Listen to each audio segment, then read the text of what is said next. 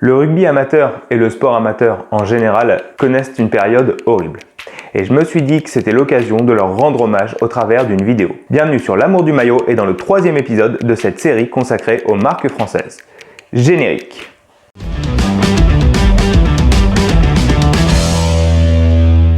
Alors, dans ce 3e épisode, on va se consacrer à des marques très peu connues du grand public. Initialement, j'avais prévu d'axer cette vidéo uniquement sur cette marque, ProAct, mais au fil de mes recherches, je me suis rendu compte que c'était très difficile de trouver des informations relatives à cette marque. Du coup, je me suis dit que j'allais plutôt en profiter pour mettre en avant quelques marques françaises peu connues qu'on trouve souvent sur les terrains du rugby amateur. Évidemment, on va quand même commencer par la marque ProAct.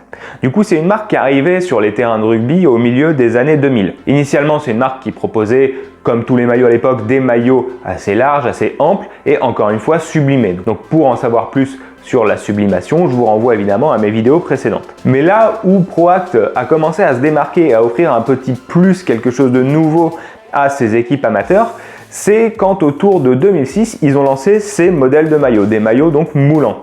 Du coup, ça permettait aux équipes amateurs de s'offrir des jeux de maillots qui avaient quand même beaucoup de similarités avec les maillots qu'on retrouvait sur les terrains professionnels. Même si aujourd'hui c'est devenu très banal, c'est devenu la norme de voir des équipes de rugby de tout niveau avec des maillots près du corps, à l'époque c'était très novateur puisque les maillots des niveaux amateurs étaient encore très amples, très larges, très solides toutefois, mais qui étaient quand même assez rétro dans leur apparence. Et la force de ProAct, ça a été à ce moment-là d'arriver avec des maillots, alors ça c'était la gamme évidemment premium, c'était d'arriver avec des maillots composés d'élastane, des maillots très stretch qui donnaient donc aux équipes un look un peu plus pro. Il faut savoir que cette coupe-là, ce modèle-là, celui que vous voyez sur moi, donc ça c'est le maillot du Stade Canet de la saison 2007-2008, c'est un maillot qu'on a énormément vu sur tous les terrains de France. Donc c'est ce modèle moulant qui a été vraiment l'objet phare de ProAct au milieu des années 2000. La réputation de cette marque a quand même été telle qu'elle a réussi à équiper des équipes de bon niveau. Vous le voyez à côté de moi.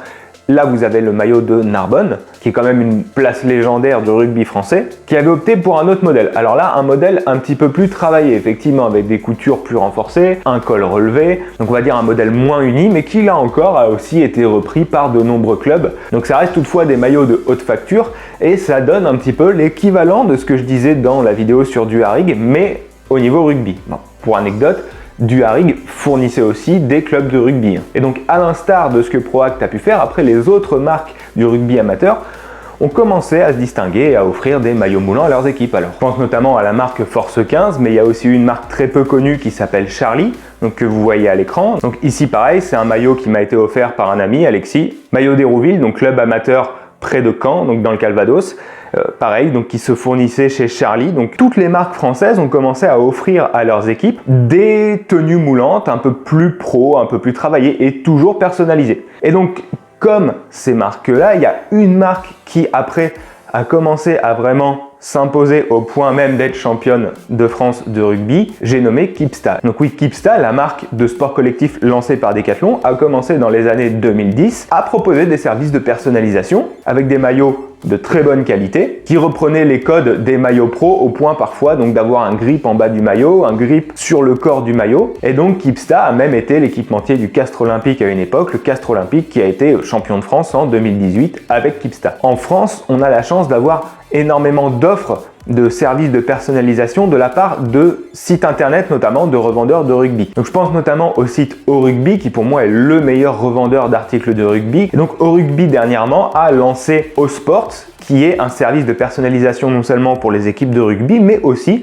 pour tous les clubs de sport amateurs. Pour les clubs de rugby, il y a également le site Mister Rugby qui propose ses services de personnalisation. Donc je vous mettrai tous ces liens là en description. Évidemment, je vous conseille d'aller y jeter un œil puisque vous aurez le droit à une fabrication 100% française, un vrai service client. Donc si jamais vous passez par là et que vous cherchez à équiper votre club de rugby ou autre sport amateur, n'hésitez pas à faire appel à leurs services, je sais qu'ils sont super compétents. Le but de ce 3e épisode sur les marques françaises était donc principalement de rendre hommage à tous les clubs de rugby amateurs qui souffrent beaucoup depuis mars 2020. Le deuxième but aussi de cette vidéo était de faire la promotion de services de fabrication de maillots 100% français. Et enfin, cette vidéo servait de transition parfaite pour la suite de cette série sur les marques françaises, puisque la prochaine fois, je parlerai d'une marque connu à l'international et qui aujourd'hui s'occupe d'énormément de clubs de rugby amateur. Je vous laisse ici. En attendant, n'hésitez pas à vous abonner et à activer les notifications pour être au courant de la parution de mes prochaines vidéos. N'hésitez pas non plus à venir me suivre sur Instagram, j'y poste régulièrement des photos de ma collection. Allez faire un tour sur les pages de Mr Rugby, de Au Rugby, dont les liens se trouvent en description. Sur ce, je vous dis à la prochaine pour parler de maillot. Ciao!